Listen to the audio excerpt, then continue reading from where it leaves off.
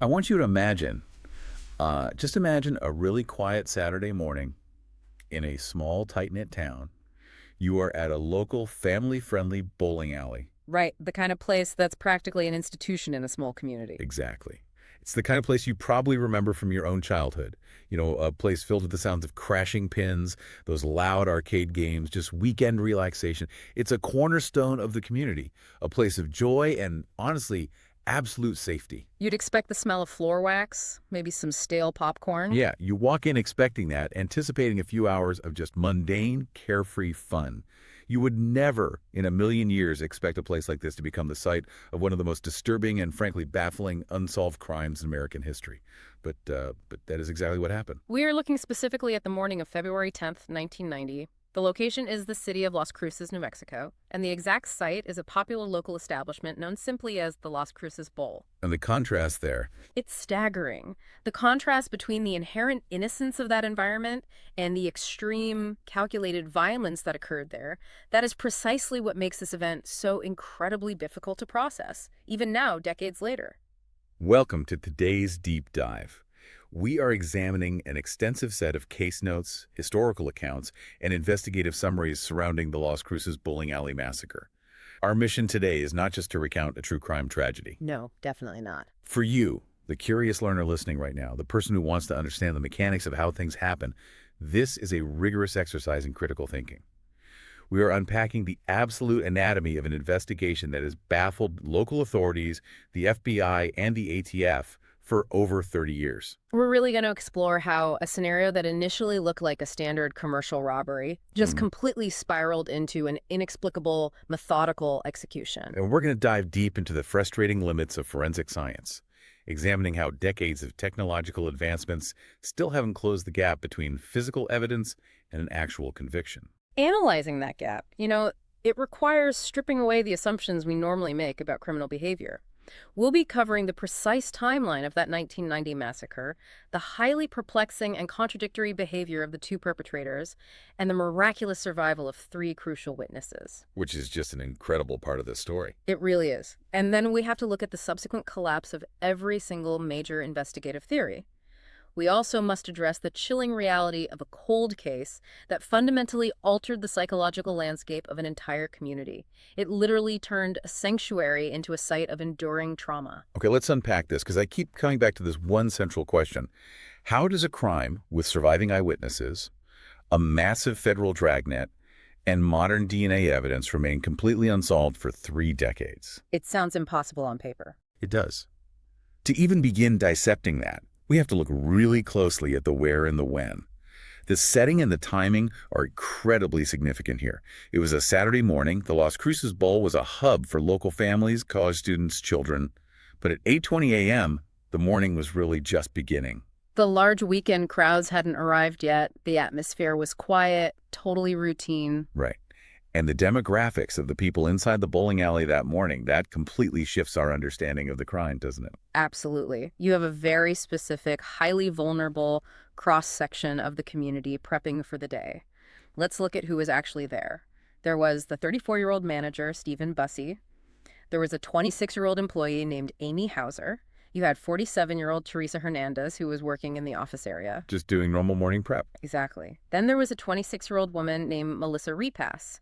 And critically, there were 3 small children with them, ranging in age from just 6 to 12 years old. The presence of those children, that immediately moves the psychological profile of this event away from a standard, hardened commercial robbery. It has to. Perpetrators looking for a quick, low-risk score usually want to avoid complications at all costs. Right. And a group of civilians that includes very young children is a massive, unpredictable complication. Children panic, they scream, they do not follow instructions the way terrified adults might. Walking into a building with children present suggests the perpetrators either didn't care about the risk or they had a level of confidence in their ability to control the room that borders on sociopathic. It also forces us to analyze the timing. Targeting a commercial business between 8:20 and 8:30 in the morning, that's a very deliberate choice. From an investigative standpoint, it suggests one of 2 primary motivations. Either the perpetrators expected a large amount of cash to have been left over in the safe from a busy Friday night. Assuming the bank drop hadn't happened yet. Precisely. Or they specifically chose a time when they believed the establishment would be highly vulnerable. Minimal patrons inside to act as witnesses or intervene. They wanted access to the staff and the safe, but they didn't want to manage a crowd of 50 bowlers. If they were relying on the assumption of a Friday night cash carryover, it implies a level of premeditation, maybe even surveillance. But it also implies a massive gap in their intelligence gathering. Because as we know, the safe did not contain the windfall they were expecting. It definitely did not. But before we get to the safe, consider the implications of the setting itself. For you listening, think about your own town. A bowling alley, especially in a town like Las Cruces in 1990, that was a cornerstone of community life. The violation of such a safe, mundane space is precisely why this event sent shockwaves far beyond the New Mexico border. What does it mean for a community when their perceived safe spaces are breached with such sudden, overwhelming violence? It fundamentally rewrites the social contract of a town. Public spaces operate on a shared assumption of basic safety. When doors open at 8:20 a.m. and two armed men walk in, that assumption is shattered permanently. This peaceful morning was abruptly ended by the arrival of those two men, and the descriptions provided by the surviving witnesses indicate that one Hispanic male and one white male entered the building. Both men were armed with handguns, and their faces were partially covered. Now that cross-racial pairing, one Hispanic male, one white male, that is a highly specific identifying detail. It is. In the context of 1990s crime demographics, organized gangs, cartel-affiliated crews, or highly coordinated criminal groups often operated within distinct racial or ethnic lines. So a cross-racial pairing should have been a massive red flag for law enforcement. It narrows the suspect pool considerably. If you were looking for a known criminal duo operating in the Southwest in 1990, a mixed-race partnership stands out in the database. It really should have. Yet it ultimately didn't lead to their identification, which suggests they might not have been part of a larger, formalized syndicate, but rather a specialized, isolated partnership. They walk in, armed, faces covered, and take immediate aggressive control of the situation. They force the staff and the civilians, including those young children, into the office area of the bowling alley, and they make their demand. They want the safe opened. In a typical armed robbery, this is the moment of highest tension, but also the most predictable. The goal is financial gain. You control the room, you secure the asset, and you extract yourself before law enforcement response times catch up to you. But the safe at the Las Cruces Bowl contained only a few $1,000s. By criminal standards, especially for a two-man armed operation that carries mandatory federal minimums if they cross state lines, this is not a massive haul. It was a severely disappointing yield, and that disappointment acts as the catalyst for absolutely everything that follows. One of the gunmen repeatedly and aggressively asked the victims, "Is that all the money?" The psychology behind that specific question is deeply revealing. It indicates a catastrophic mismatch between the perpetrator's expectations and the reality they found in the safe. They had clearly planned this operation. They brought weapons, they prepared face coverings, they timed their entry for maximum vulnerability. They expected a significant payday. When they realized they were only getting a few $1,000s, the dynamic in that room shifted from a controlled property crime to something highly volatile. You really have to put yourself in the shoes of those victims in that office. You're listening to the aggressive, escalating tone. The survivors noted the distinct Spanish accent of one of the men, the sheer anger in his voice. The victims are realizing that these men are furious about the lack of money. And an angry, armed man holding a hostage is the most dangerous variable imaginable. Did the profound disappointment over that small amount of cash trigger a complete psychological break in the perpetrators? Consider the alternative investigative angle. Was the robbery merely a facade? Right, the targeted hit theory. Exactly. Was the focus on the money just a cover for an assassination? If you want to assassinate someone without drawing attention to their personal or professional life, disguising the hit as a botched robbery is a known criminal tactic. However, the subsequent behavior of the gunman complicates that theory significantly. They got the few $1,000s. In a normal, albeit terrifying armed robbery, this is the moment they flee. They have the cash, the risk is escalating by the second, it is time to get out of the building. But here's where it gets really interesting and devastating. Instead of leaving, the gunman moved everyone, the adults and the young children, out of the office and into a secondary location, a storage room. Moving victims from a primary location to a secondary location within a crime scene is a massive escalation. It's never a good sign. Never. In criminology, forcing victims into a confined, isolated space like a storage room is almost universally an indicator of extreme impending violence. It removes the victims from any potential line of sight from the front doors or windows, and it traps them.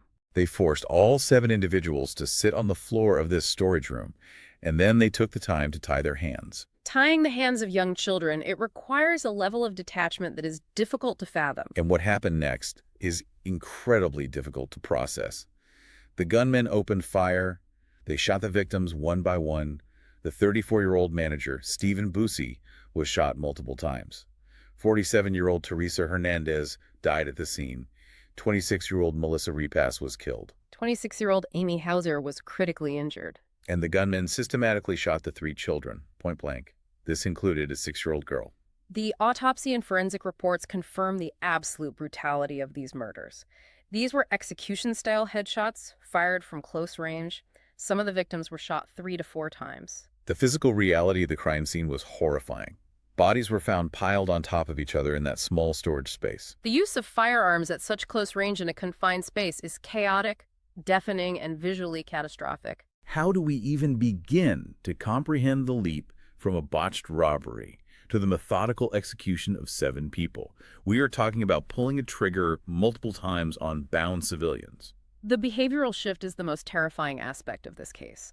Throughout this entire process of moving the hostages, tying them up, and executing them, the gunmen appeared remarkably calm. That is chilling. They were not acting out of a sudden chaotic panic. This was not a firefight where a victim reached for a gun and a chaotic spray of bullets hit bystanders. This was a methodical, controlled execution. The decision to shoot children point blank indicates a completely sociopathic commitment to leaving absolutely 0 witnesses behind. It forces investigators to ask, does this level of cold-blooded, calculated control point away from a random, impulsive robbery? You don't execute a 6-year-old over a few $1,000s unless you are completely desensitized to the act of killing.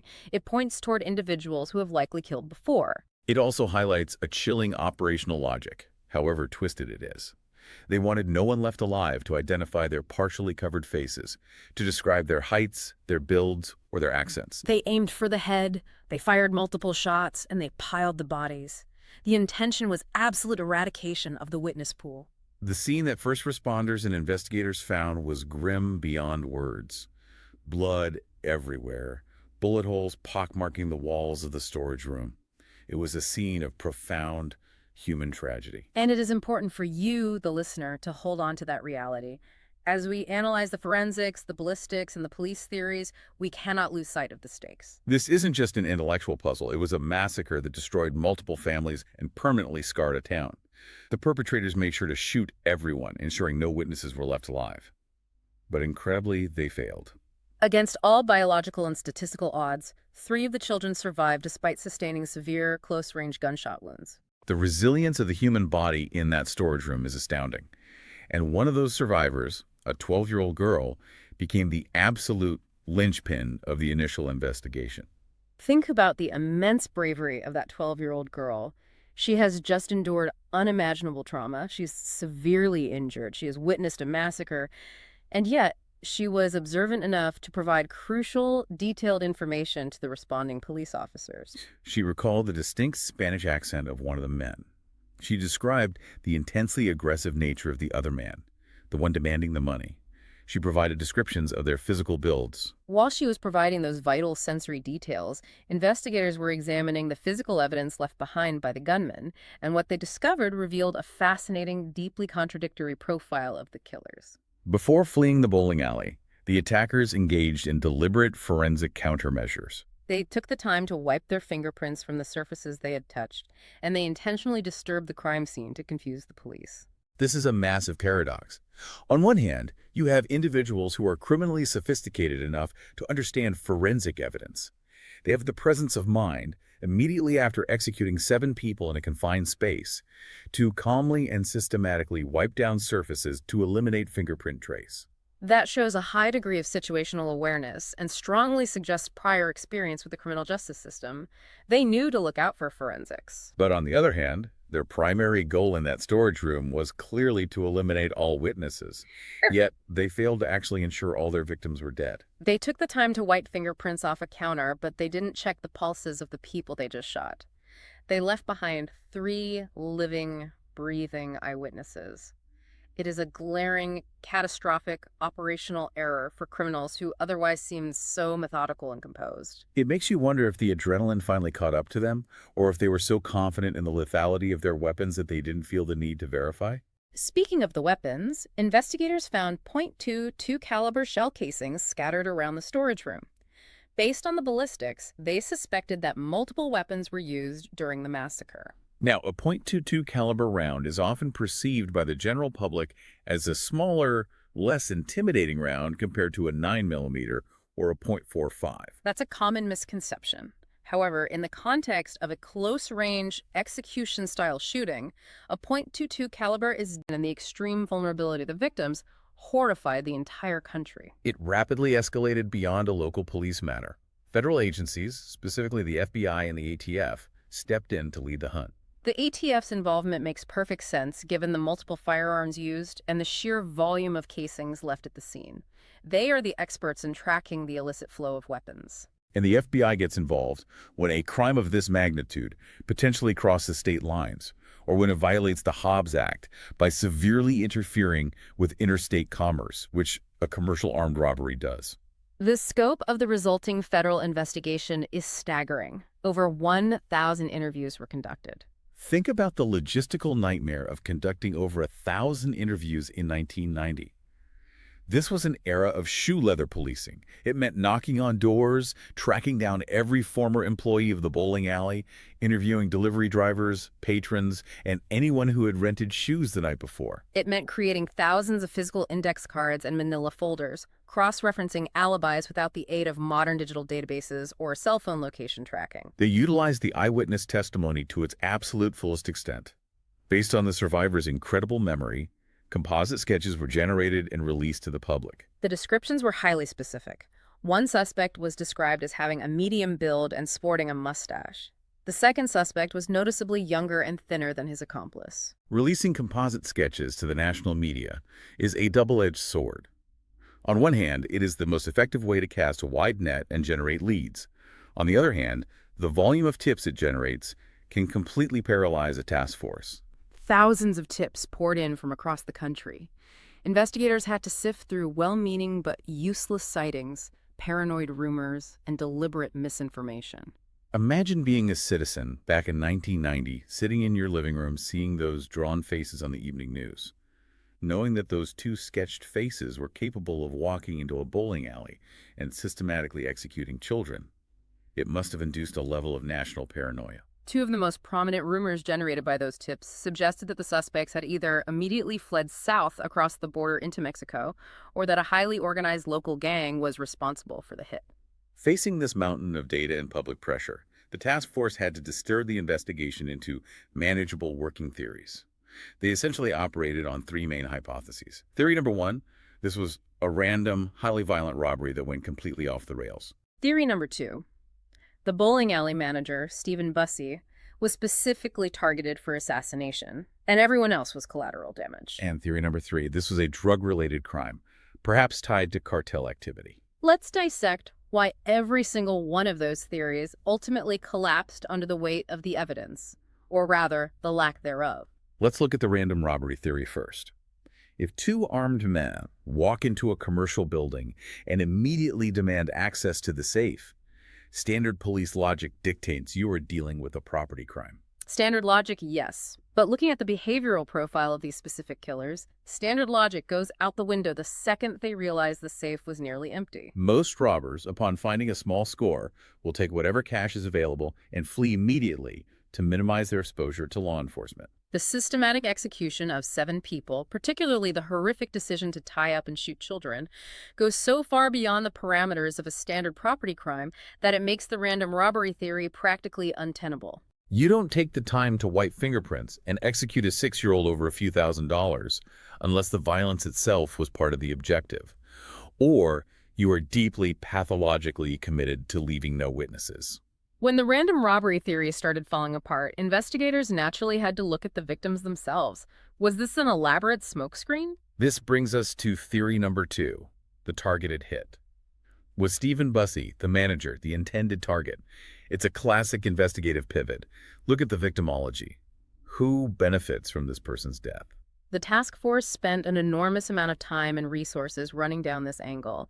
They scrutinized Bussey's life completely. They audited his finances, they interviewed his friends, family, and associates. They looked for gambling debts or hidden illicit activities. But this theory completely collapsed because they found absolutely no proof of a personal or professional vendetta against Stephen Bussey. They found no evidence that anyone else in that building was targeted either. There were no threats, no shady business dealings, nothing to suggest a professional hit had been ordered on any of the victims. Which brings us to theory number 3, a very common and popular theory in 1990s border states, the drug-related crime. Las Cruces is relatively close to the U.S.-Mexico border. Was this cartel-related? Was the bowling alley being used as a front or a drop location for a drug deal gone wrong? Geographically, it is a plausible theory. Cartel violence is known for its extreme brutality and its willingness to eliminate bystanders. But again, the physical and circumstantial evidence simply wasn't there to support it.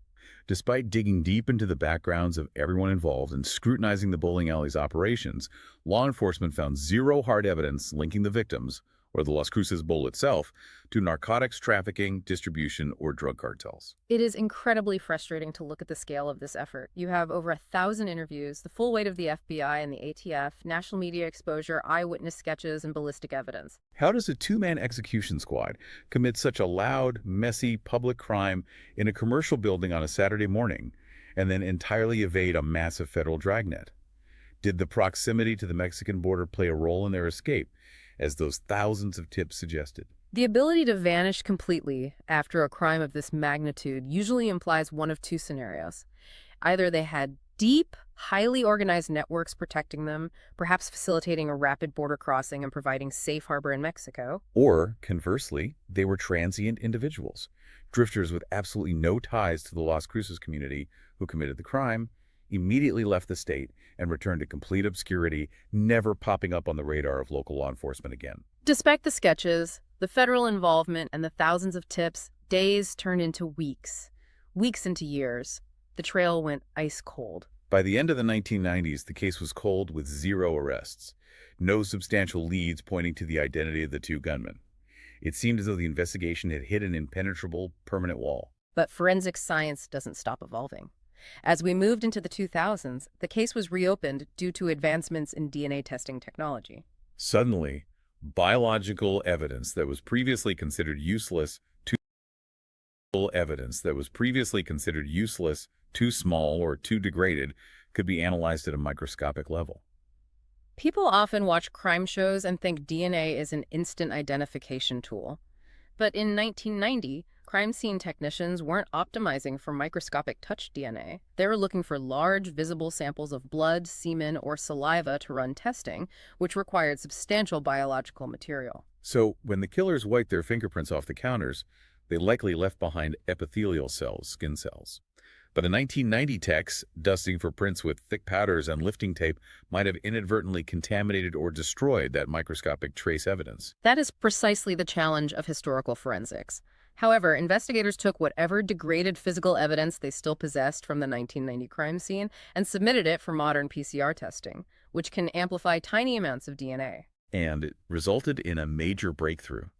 They actually managed to develop some partial DNA profiles from that decades-old evidence. Pulling a profile from degraded 30-year-old evidence is a massive scientific victory. You have the biological blueprint of the killers.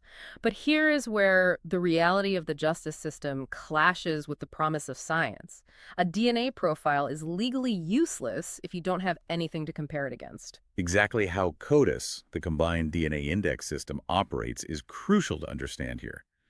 CODIS is a database of DNA profiles from convicted offenders, unsolved crime scene evidence, and missing persons. If you upload a profile from a crime scene, the system searches for a match. But if the perpetrator has never been convicted of a felony that mandates a DNA swab, their profile isn't in the system. The DNA profile is just a key. Without the database, there is no lock to put it in. So the investigators uploaded these newly developed profiles into the national database, holding their breath for a match. But the system came back blank. These profiles yielded absolutely no matches in any system. This implies that these two men, capable of executing children in a bowling alley, have apparently never been caught and swabbed for another major crime anywhere in the country since 1990. It highlights the profound frustration of modern forensics. Science provided the answer, but the system lacked the context to interpret it. And the case notes state something that is deeply unsettling. Based on the lack of database hits and the descriptions of their relative youth in 1990, investigators still believe to this day that the killers might be alive. If they are alive, they have walked among society for over 30 years. They have gone to grocery stores, they have driven on highways, they may have even raised families of their own, all while carrying the weight of executing innocent people, including children, in that storage room. How does a community heal when the boogeyman is still out there, faceless and free? The trauma inflicted on the Las Cruces community cannot be overstated. It fundamentally altered the psychology of the town. Parents were terrified to send their children to public places, to birthday parties, to movie theaters. The inherent trust that binds a community together, the belief that you can go about your day in relative safety, was shattered violently and permanently. You really have to reflect on the visceral fear of those local parents. A bowling alley is supposed to be a safe haven. It's where you drop your kids off on a Saturday morning so they can play arcade games and eat pizza. When that illusion of safety is destroyed, the psychological geography of a town changes forever. You scrutinize strangers differently. You look for exits when you enter a building. You carry a low-level hum of anxiety that wasn't there before February 10th, 1990. The community attempted to reclaim that space. The bowling alley itself did eventually reopen after the crime scene was released and cleaned. But the psychological stain remained. The establishment was never the same. The shadow of the massacre lingered over the lanes and the arcade. However, the town refuses to let the victims be forgotten. A memorial is held every single year on February 10th to honor the lives lost and to remind the public that the case remains unsolved. Which brings us to the present day. We are staring at a mountain of historical files, thousands of pages of interview transcripts, complex forensic reports, and aging composite sketches. We possess DNA profiles that belong to ghosts, men with biological blueprints but no names, and we are left with a list of questions that absolutely refuse to be answered by the available evidence. The core unresolved mysteries remain as glaring today as they were when the initial detectives walked into that storage room. Why did a robbery that yielded only a few $1,000s escalate into a systematic, entirely unnecessary execution? Why specifically did they choose to shoot the children, a line most criminals won't cross? Were there really only two attackers, as seen inside the building, or was this a larger operation with logistical support waiting outside? Was this entire horrific event meticulously planned by seasoned professionals who knew exactly how to wipe their prints, manage a crime scene, and evade capture? Or was it a disastrously impulsive, violent reaction by two men who lost control of a robbery and panicked when they realized the safe was empty? And the most haunting question of all, how, in the modern era of law enforcement, with DNA databases and federal resources, did they manage to evade capture for over 3 decades? It is a stark testament to the chaotic nature of crime, the enduring limitations of the justice system, and the sheer role of luck, in this case, bad luck for the investigators. We have analyzed the baffling behavioral contradictions of the perpetrators. Men methodical enough to clean a crime scene of fingerprints, yet reckless enough to leave 3 surviving eyewitnesses in the room. It is a profile full of paradoxes. As we wrap up this deep dive into the case files, we want to remind you, the listener, why analyzing stories like the Las Cruces Bowling Alley Massacre matters. These investigations aren't just true crime puzzles to be consumed for entertainment. They are historical markers. They serve as stark reminders of the fragility of our everyday safety and the unpredictable nature of violence. They also highlight the enduring, almost unbelievable resilience of survivors.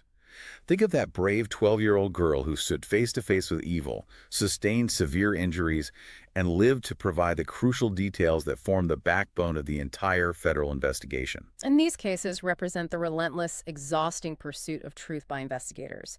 Detectives who continue to test degrading evidence decades later, who keep the files open on their desks, hoping that advances in genealogy or a single new database upload will finally provide a match to those nameless DNA profiles. The dedication to solving this case has not waned. The science is waiting for the system to catch up. The attackers wiped their prints. They were careful with their physical forensics. They vanished into the ether of 1990s America. But crimes of this magnitude, crimes that require this specific, intimate level of violence, are rarely kept entirely secret forever. Over 30 years have passed, and statistical probabilities suggest these men could still be alive, which means someone, somewhere, noticed something. Someone noticed a sudden change in a friend, a brother, a son, or a husband back in February 1990. Someone saw that composite sketch on the evening news and felt a sickening pit in their stomach, recognizing the eyes or the mustache. Someone out there has been carrying the peripheral weight, the dark, corrosive secret of the Las Cruces Bowling Alley Massacre for over 30 years. What does it take for a person to finally break 3 decades of silence?